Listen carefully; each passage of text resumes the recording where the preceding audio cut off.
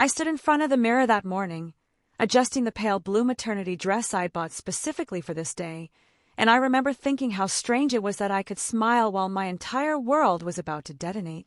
My hands moved mechanically over the fabric, smoothing invisible wrinkles, while my mind replayed the conversation I'd overheard 3 weeks earlier, the one that changed everything.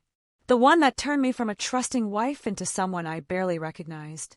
If you've ever loved someone so completely that you forgot to protect yourself, you'll understand what I'm about to tell you. And if you're watching this from somewhere in the world where you thought your marriage was safe, where you believed the promises whispered in the dark actually meant something, comment below and let me know where you're from. Because what happened to me could happen to anyone. It did happen to me. And I need you to know you're not alone if it's happened to you too. My name is Rachel Morrison, and I'm 42 years old. For the past 15 years, I've been married to David Morrison, a man I met at a charity gala in Charleston when I was 27 and still believed in fairy tales.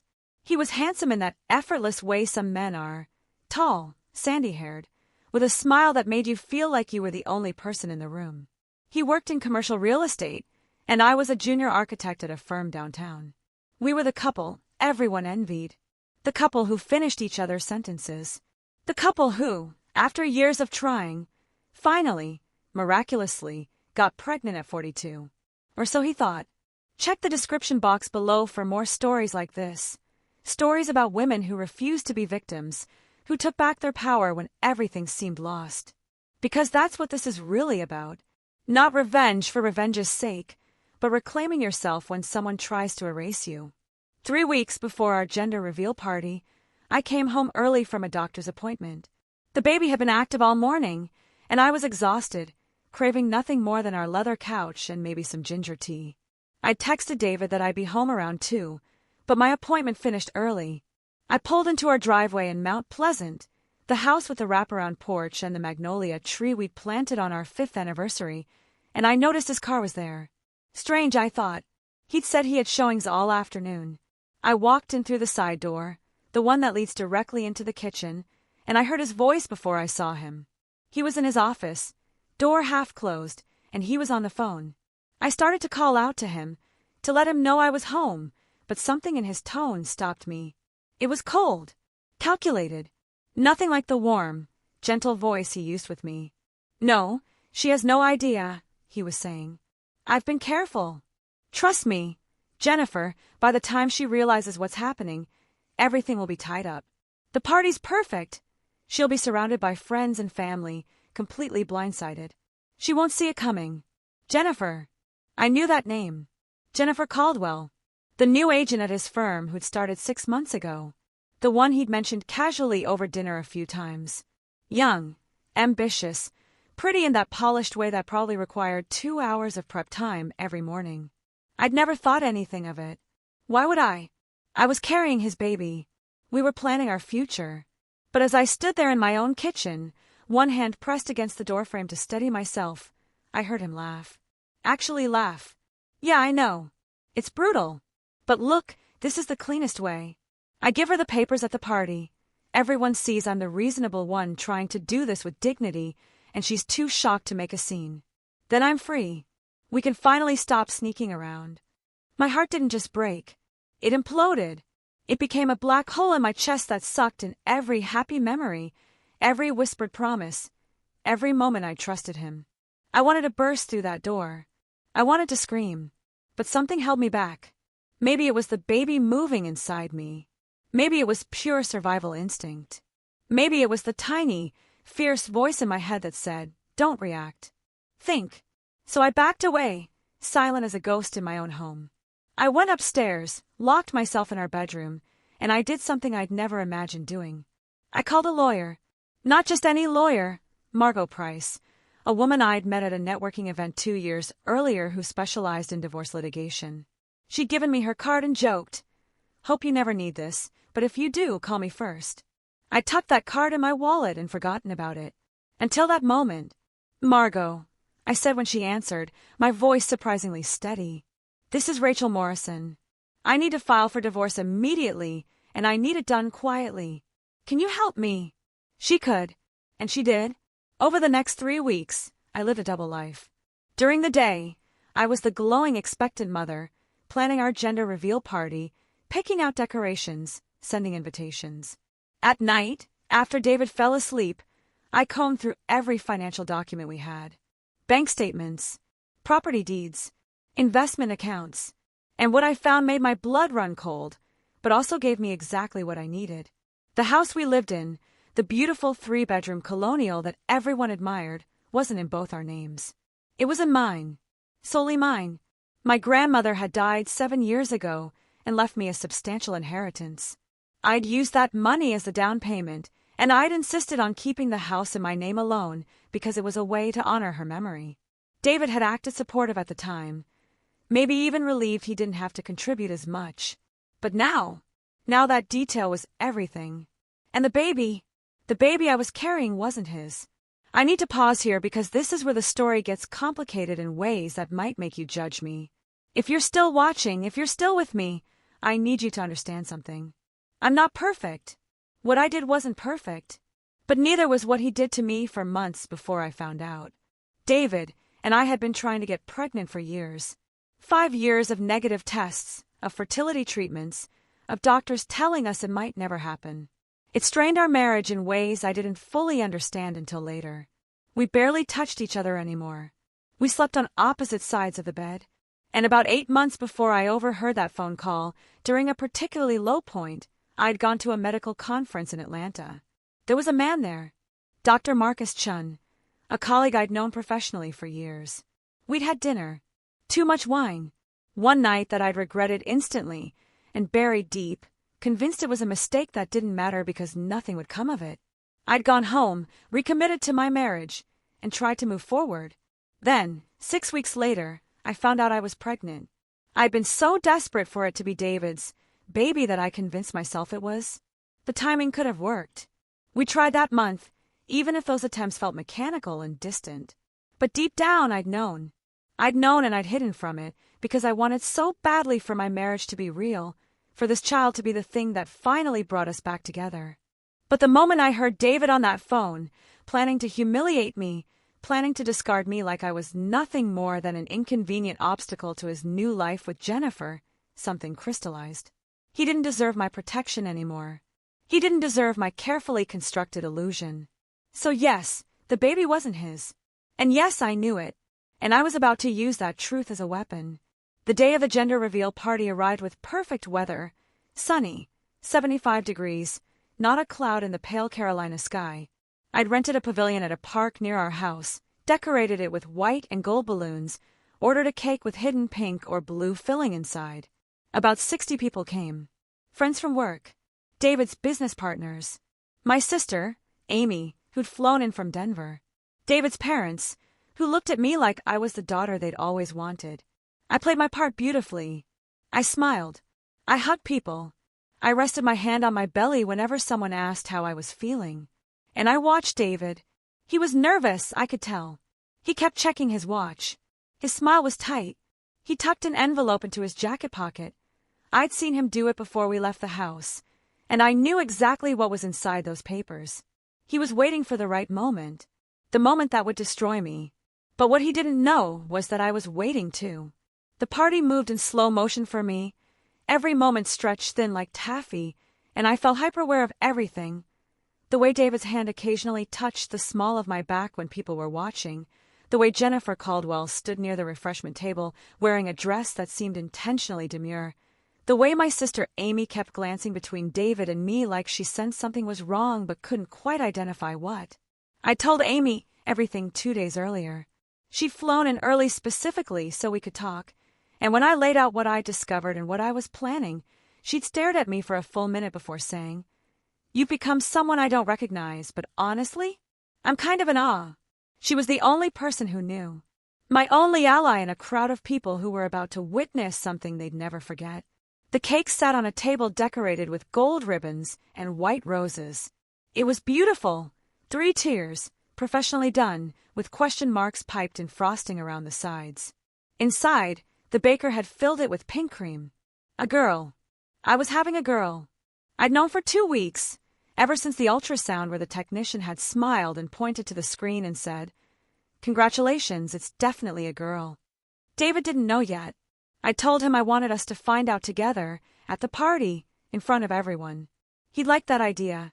"It'll be more special," he'd said, and I'd nodded, hiding the bitter taste those words left in my mouth. If you've ever had to pretend everything's fine while your world is crumbling, drop a comment. Tell me how you survived it. Because those hours at that party, surrounded by people celebrating something that was already broken, were some of the hardest of my life. And I need you to know that what comes next, it wasn't easy. It didn't feel good, but it was necessary. The cake cutting was scheduled for 3 o'clock. At 2:45, David pulled me aside, his hand firm on my elbow, steering me toward a quieter corner of the pavilion. My heart rate kicked up, adrenaline flooding my system, even though I'd been preparing for this moment. "Rachel," he said, and his voice had that quality I'd heard on the phone 3 weeks ago, cold rehearsed. "We need to talk before we do the cake. Now!"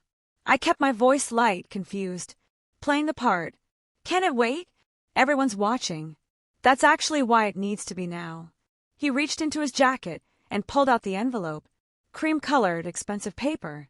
The kind you'd use for wedding invitations, ironically enough. "I need to give you something." I looked at the envelope, then at his face. His jaw was tight. His eyes wouldn't quite meet mine. And I knew this was it.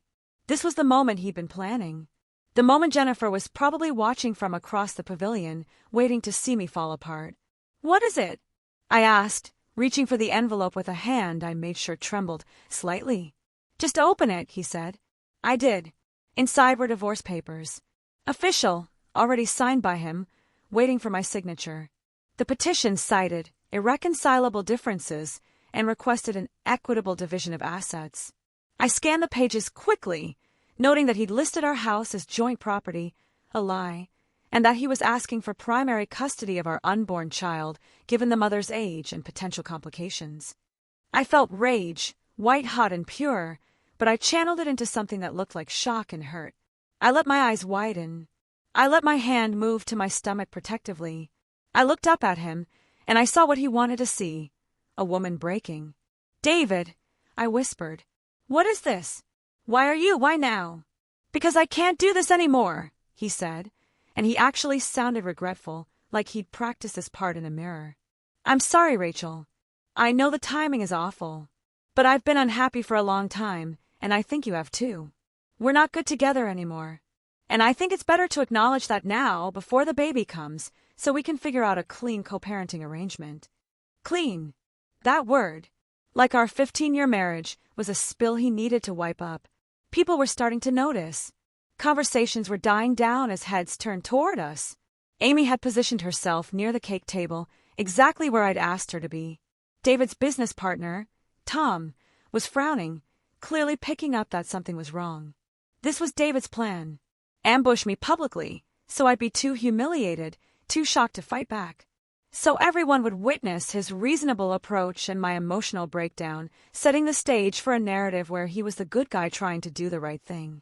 But here's what David didn't know. I'd already filed for divorce 3 weeks ago. Margot had expedited everything, and the papers had been served to him at his office this morning. I'd specifically requested morning service, so it would hit before the party. He probably hadn't even checked his messages. He'd been so focused on his plan, so confident in his strategy, that he'd walked into my trap instead. And he definitely didn't know the rest.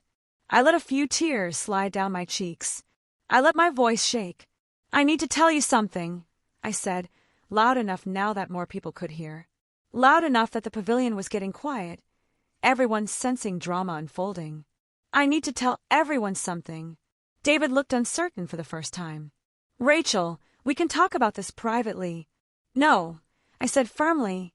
"No. If we're doing this here, in front of all these people, at what was supposed to be a celebration for our child, then everyone needs to hear the whole truth." I walked away from him, toward the center of the pavilion, and I felt every eye follow me. My sister was smiling slightly now, barely perceptible, but I caught it. My anchor. My reminder that I wasn't crazy, that what I was about to do was justified. "Everyone," I said, my voice carrying across the suddenly silent space. "Thank you for coming today. I know you're all here to celebrate and find out whether we're having a boy or a girl. But before we do that, My husband has something he wants to share. I held up the divorce papers. Gasps rippled through the crowd. David's face went pale, then red. This wasn't how he'd planned it. He was supposed to control the narrative. David just handed me these, I continued. Divorce papers. Right here, right now, at our baby's gender reveal party. In front of all of you. Because apparently, that's his idea of handling things with dignity. More gasps. Someone said, "Oh my God." David's mother made a sound like she'd been struck. David tried to recover. "Rachel, you're making this into something it's not." "Am I?" I turned to face him, and I let every ounce of the rage I'd been holding show in my eyes. "You want a divorce, David? You want to end our marriage right here, right now, in front of everyone we know? Fine. Let's do that. But let's tell them everything." I saw panic flash across his face. He didn't know what I knew. He thought his affair was still secret. "Before we cut that cake," I said, my voice steady now, almost conversational, "I think everyone should know a few things. First, the baby I'm carrying, it's not yours, David." The silence that followed was absolute. You could have heard a pin drop on grass. David's mouth opened, but no sound came out. Jennifer Caldwell, because yes, she'd been standing there watching the whole thing. Went she white? "I know," I continued. "It's shocking. But about 8 months ago, when our marriage was already falling apart, when you'd already stopped touching me, stopped seeing me, I made a mistake with someone else. One night. One time. And I got pregnant. I've known for weeks that this baby isn't yours, biologically. And honestly, I'm glad. Because she deserves better than a father who would do what you just did." David found his voice. "You're lying. You're just saying this to hurt me." "I have the paternity test," I said calmly. Margot had helped me arrange it, a non-invasive prenatal test using my blood. The results were in my purse, notarized and official. Dated 2 weeks ago. Would you like to see it? Would everyone like to see it?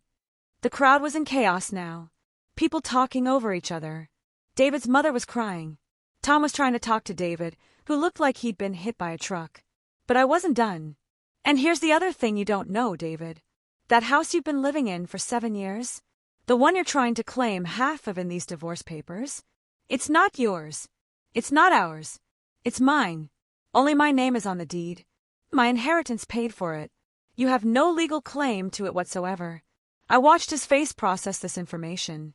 Watched him realize that his plan, take the house, take the child, start fresh with Jennifer, was collapsing. And the best part, I pulled out my phone, opened my email, and turned the screen so he could see. "I filed for divorce 3 weeks ago. Right after I heard you on the phone with Jennifer, planning this whole thing. The papers were served to you this morning at your office. You just haven't checked yet, because you were too busy rehearsing your little ambush." David lunged for my phone, but I stepped back.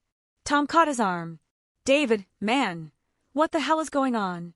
What was going on was that David Morrison, who thought he was playing chess, had just realized he'd been playing checkers the whole time. And he'd lost. Check the description for more stories about women who refuse to let their husbands write their endings. Because that's what this is. It's about refusing to be erased. "So to answer your question about the gender," I said, looking directly at David, "it's a girl. And she's going to grow up knowing her mother doesn't accept being treated like garbage. She's going to grow up knowing that when someone tries to destroy you, you protect yourself first and apologize never." I set the divorce papers on the cake table and walked out of the pavilion. Amy followed immediately, her arm around my shoulders, and I heard the explosion of conversation erupt behind us. Questions. Accusations. David trying to explain. Jennifer trying to disappear. But I didn't look back. Because for the first time in 3 weeks, I could breathe. The week after the party was a blur of phone calls, lawyer meetings, and a silence in my house that felt both terrifying and liberating. David had moved out that same night. Or rather, I'd had the locks changed while Amy and I were out to dinner, and I'd had Margot send him a formal notice that he was no longer welcome on my property. Everything he owned was packed in boxes and left on the front porch. When he came by the next morning, escorted by a police officer because Margot had insisted we document everything, his face was a mask of barely controlled rage and something else, fear. Good, I remember thinking as I watched from the upstairs window while he loaded his things into his car. Let him be afraid for once. Let him feel what it's like to have your entire life upended without warning. But if I'm being honest, and I promised myself I'd be honest in telling the story, that week wasn't just liberating. It was also devastating. Because no matter how justified my actions were, no matter how much he deserved what happened, I was still processing the death of my marriage. I was still grieving the man I thought David was, the life I thought we'd built together, the future I'd imagined for our family. And I was facing something else, the consequences of my own choices. Marcus called me 3 days after the party. I'd been avoiding his messages since I'd found out I was pregnant, but now there was no point in hiding. He deserved to know the truth, even if that truth was complicated and messy, and nothing like either of us had planned. "Rachel," he said when I finally answered, "I heard something through the medical conference grapevine. Is it true? Are you pregnant?" We met for coffee at a place in downtown Charleston, far enough from my neighborhood that I wouldn't run into anyone I knew. Marcus looked exactly as I remembered, kind eyes, slightly graying hair, the sort of man who radiated steadiness and competence. We'd known each other for years in a professional capacity, and that one night in Atlanta had been so out of character for both of us that we'd never spoken of it again. Until now. "She's yours," I told him, my hands wrapped around a decaf latte I wasn't actually drinking. "The baby. I had a paternity test done. You're the father." I watched him process this. Expected shock, maybe anger, possibly rejection. What I got instead was a long exhale and a question. "What do you need from me?" And that, right there, was why Marcus was a good man. Not perfect. What we'd done wasn't right, and we both knew it, but good in the ways that mattered when everything fell apart. "I don't know yet," I admitted. "I'm still figuring out what my life looks like now. But I wanted you to know. You have a right to know. And when she's born, if you want to be involved, we can figure out what that looks like. I'm not asking you for anything. I can handle this on my own if I need to." He reached across the table and covered my hand with his. "You shouldn't have to handle it alone," he said. "Let me help. However that looks. I made this baby too, even if neither of us planned it. If you've ever had someone show up for you when they didn't have to, when it would have been easier to walk away, you know how much that means." Marcus could have run. He could have demanded a second paternity test, or accused me of trapping him, or any number of things that would have been easier for him. Instead, he sat with me for 2 hours while I cried and talked and tried to make sense of how my life had become this complicated. But not everyone was so understanding. David's parents called me 4 days after the party. His mother's voice was ice cold, so different from the warm woman who'd knitted baby blankets, and asked me about nursery colors just weeks before. "We're very disappointed in you, Rachel," she said. "What you did at that party, humiliating David in front of everyone, announcing that child isn't his, it was cruel and calculated." I wanted to laugh. I wanted to scream. Instead, I said, very calmly, "Your son planned to serve me divorce papers at our baby's gender reveal party while carrying on an affair with a woman from his office. He lied to me for months. He tried to steal my house in the divorce proceedings. And you think I'm the cruel one?" Silence. "Then, that's between you and David. But we want you to know we'll be supporting our son through this." Of course they would. That's what parents do, even when their children are wrong. Even when their children are the ones who burned everything down. I hung up without saying goodbye and added their number to my block list. My own support system was smaller but fiercer. Amy stayed for 2 weeks, helping me sort through the wreckage, accompanying me to lawyer meetings, sitting with me at night when the silence in the house became overwhelming. My best friend from college, Diane, drove down from Virginia and spent a weekend helping me convert David's office into a nursery, painting over his pretentious gray walls with a soft yellow that made the room feel like sunshine. "You're going to be okay," Diane said while we were painting, both of us speckled with color, talking over country music she'd insisted on playing. "It doesn't feel like it now, but you are.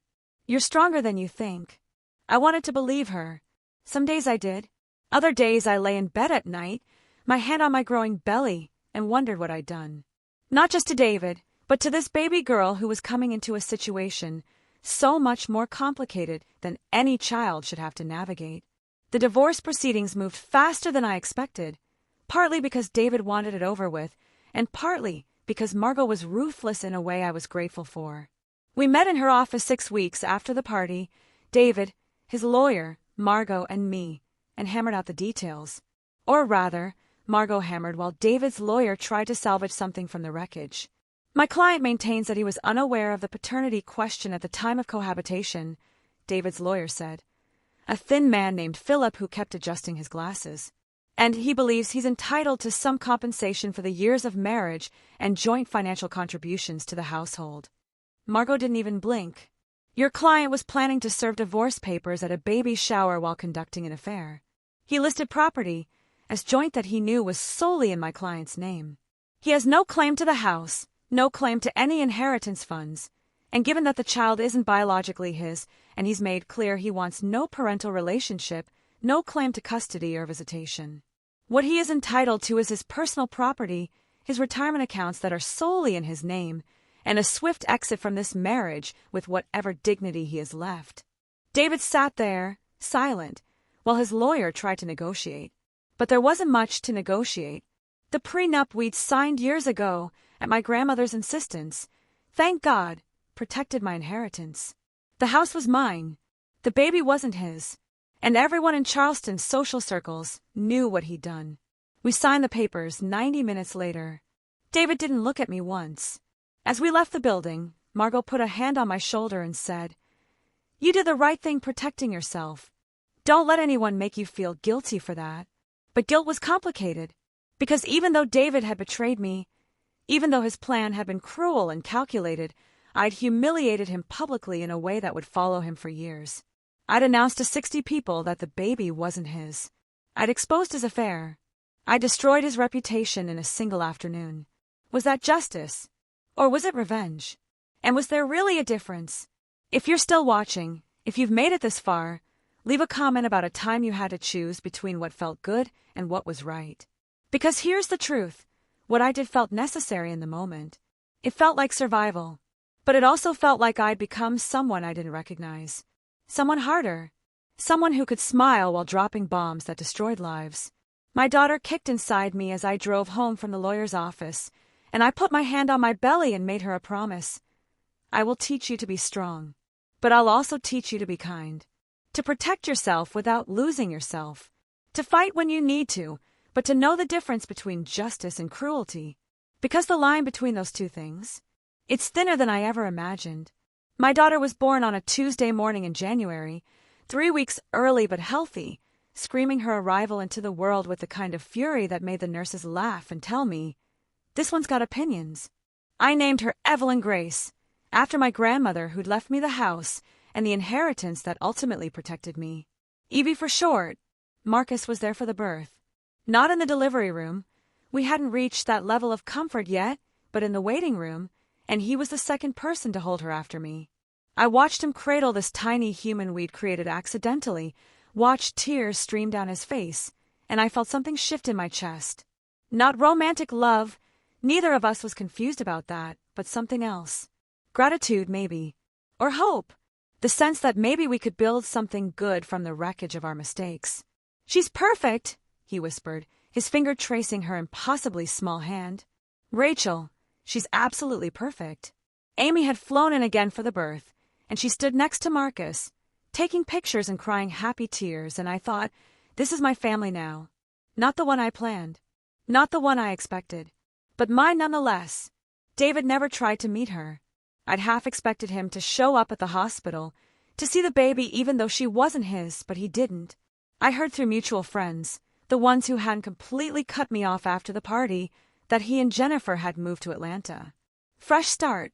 New city. Escape from the wreckage of his reputation in Charleston. Part of me felt relieved. Part of me felt sad for Evie, that she'd never know the man I'd once loved, even if that man turned out to be someone I'd created in my imagination rather than who he actually was. The first few months of Evie's life were brutal in the way all new parenthood is. Sleepless nights, constant feeding, the overwhelming responsibility of keeping another human alive. But they were also surprisingly full of grace. Marcus came by twice a week, bringing groceries, holding Evie so I could shower, slowly learning how to be a father.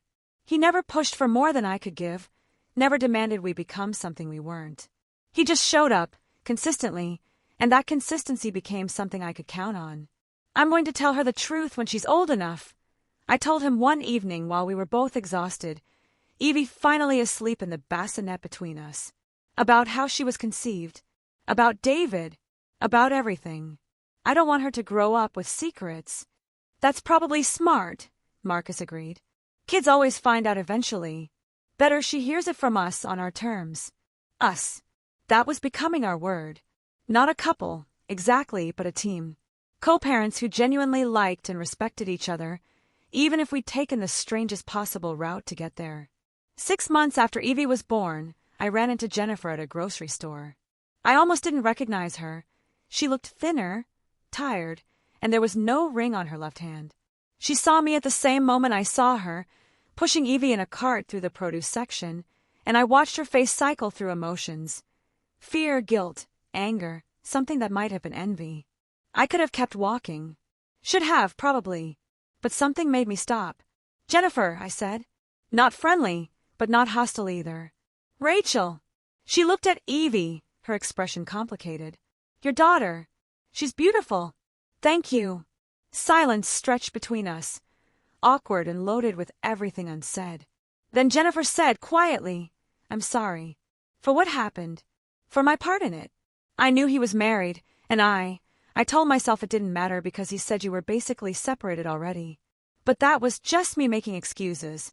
I studied her face, looking for sincerity, for manipulation, for any sign of the woman who'd stood in that pavilion watching my world explode. What I saw instead was someone who looked lost. Someone who'd gotten exactly what she wanted and discovered it wasn't anything like she'd imagined. "How is he?" I asked.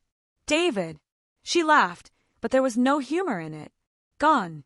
He left 3 months ago. Turns out he's really good at starting over when things get hard.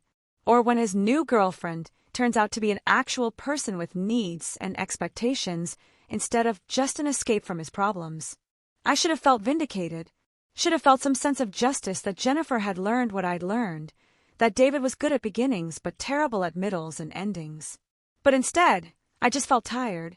Tired of anger, tired of revenge, tired of carrying the weight of what had happened. "I hope you figure out what you want," I told her. "Really. Not because I forgive you or because what you did was okay, but because carrying this around forever doesn't help anyone."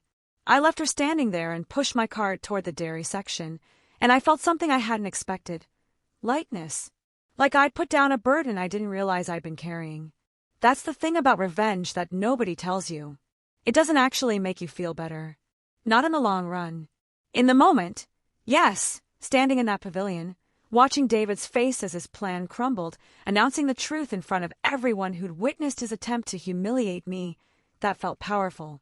That felt like justice. But afterward, you still have to live with yourself.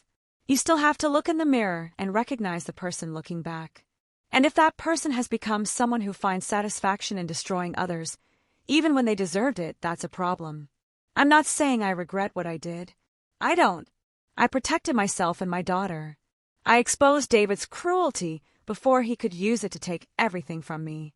But I also learned that there's a difference between protecting yourself and seeking revenge for its own sake. One is necessary. The other just adds more damage to an already damaged situation. Evie is 2 years old now as I'm recording this. She has David's eyes. That's the one physical feature she inherited from him, ironically, even though they share no DNA and my stubborn streak. Marcus is a constant presence in her life, and we've built a co-parenting relationship that actually works. He has a girlfriend now, someone kind who treats Evie like a bonus rather than a burden, and I'm genuinely happy for him. I still live in the house my grandmother left me, the one that saved me when everything fell apart. I've redecorated, erasing the traces of the life I had with David, making it fully mine.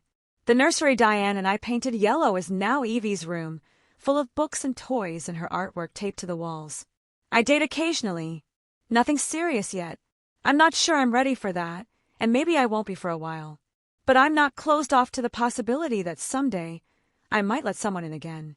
Someday, when I've healed enough to trust that someone's seeing all of me, the good, the bad, the messy, complicated truth, won't use that vulnerability as a weapon. Last month, I got an email from David. Just one line. "I hope you and the baby are doing well." No apology. No explanation. No acknowledgement of what he'd done or what I'd done in response.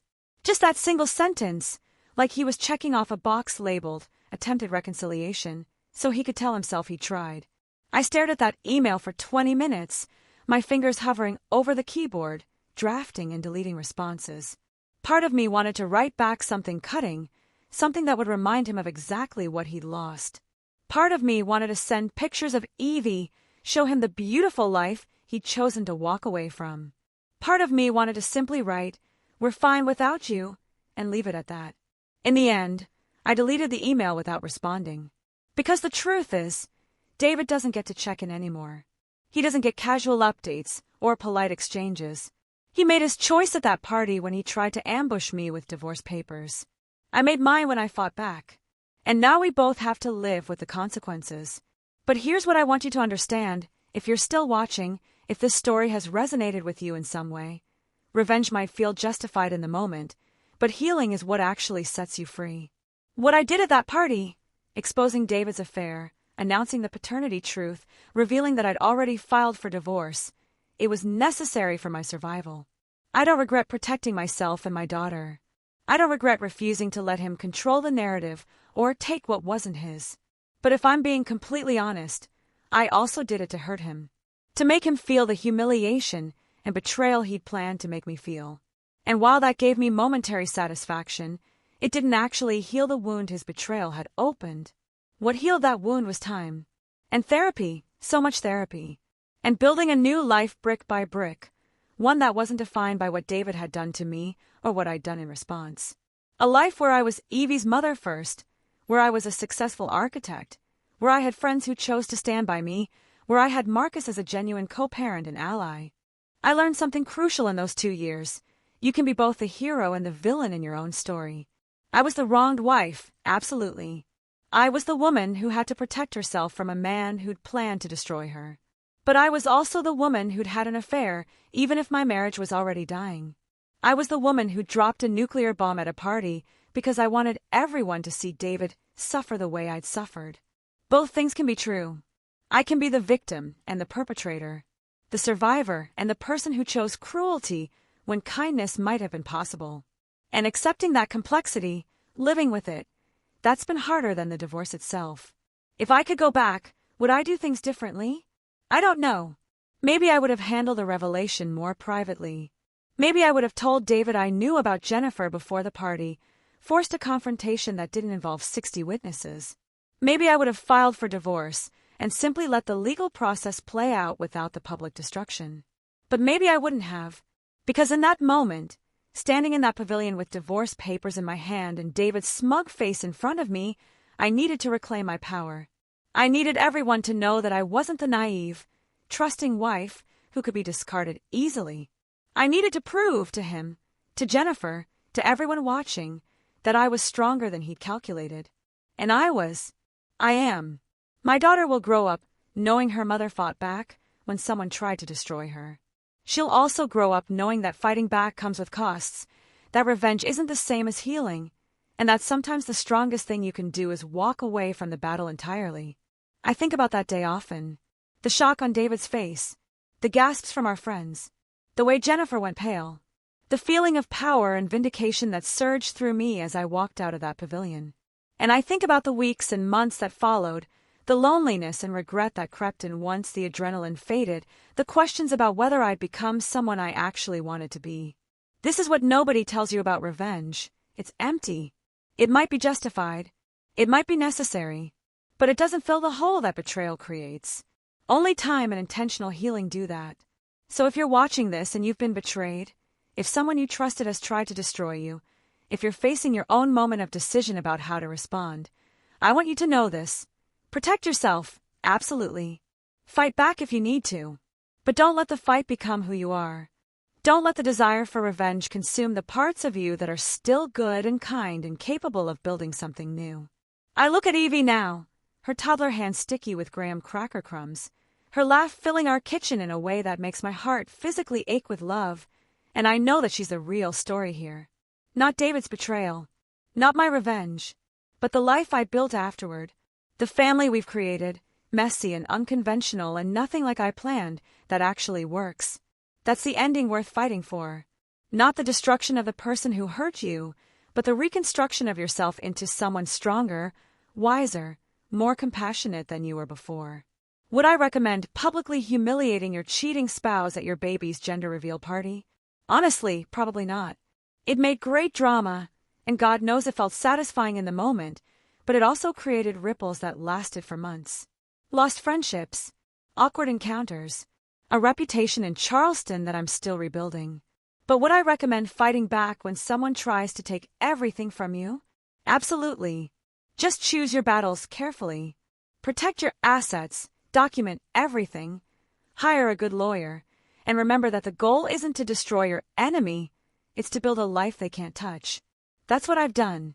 Built a life David can't touch. A life that's fully mine, on my terms, with people who choose to be here. And that life, it's not perfect. It's complicated and sometimes lonely and nothing like the fairy tale I thought I was signing up for at 27. But it's mine. And it's good. And every day, it gets a little bit better. I'm telling you this story not because I'm proud of everything I did, I'm not.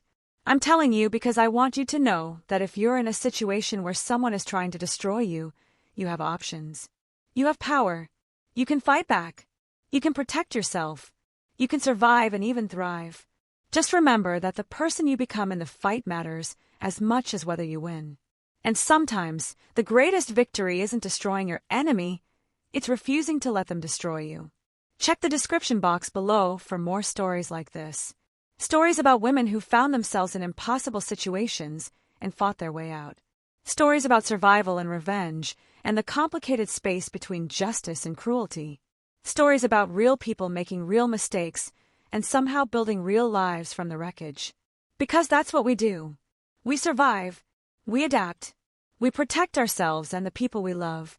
And when someone tries to write our ending, we pick up the pen and write something better. Thank you for listening to my story. Thank you for witnessing what happened without judgment, or with judgment but staying anyway. Thank you for understanding that people are complicated, that we can be both right and wrong, both victims and perpetrators, both heroic and cruel. And if you're facing your own moment of decision right now, if someone has hurt you and you're trying to figure out how to respond, I hope my story helps. Not as a roadmap, God knows you shouldn't follow my exact path, but as proof that you can survive the betrayal. You can fight back. You can protect yourself. And you can build something beautiful from the ashes. I'm Rachel Morrison. I'm 44 years old now. I'm a mother, an architect, a survivor, and someone still learning how to balance strength with kindness, justice with compassion. I'm not perfect. I never will be. But I'm free. And that's worth everything. Take care of yourselves out there. Fight when you need to. Heal when you can.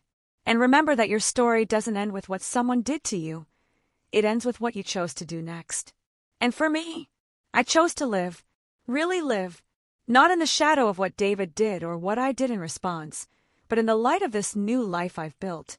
With my daughter, with Marcus as a genuine partner in parenting, with friends who stuck by me, with work that fulfills me, with a future that's mine to write. That's the real revenge in the end. Not the public humiliation, or the legal victories, or the satisfaction of watching your betrayer fail. The real revenge is building a life so good, so full, so completely yours that what they did to you becomes just a chapter in your story instead of the whole book. Check the description box for more stories. And remember, you're stronger than you think. You're more capable than you know. And you deserve a life that no one can take from you. Thank you for being here.